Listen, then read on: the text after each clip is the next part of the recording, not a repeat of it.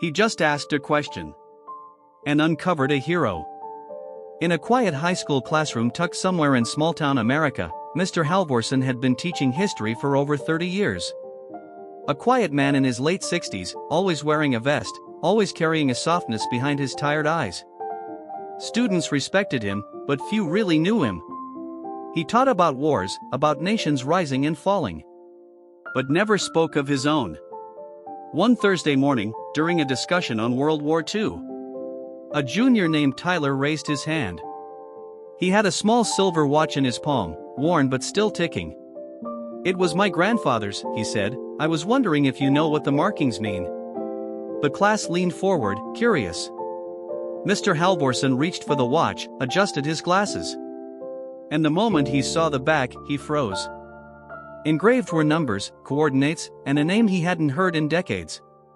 This belonged to Corporal James Alder," he whispered. "Your grandfather, he saved my life."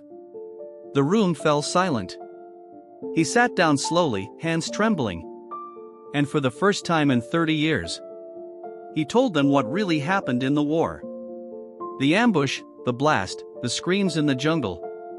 And how a soldier, barely 20, carried him 3 miles through mud and enemy fire. "I never knew what happened to him," he said, voice cracking. "I wrote letters, I searched, I never found him." Tyler's eyes filled with tears. "My grandfather passed 2 years ago, he never talked about it either." They sat in silence, 2 generations tied by sacrifice, by a watch that never stopped ticking. From that day forward, the watch stayed on Mr. Halvorsen's desk. Not as a trophy, but as a reminder that history isn't just in books.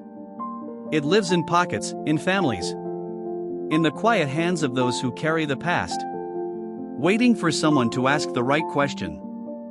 That was just one moment. The full story will leave you speechless. Watch the complete version on my channel. Subscribe.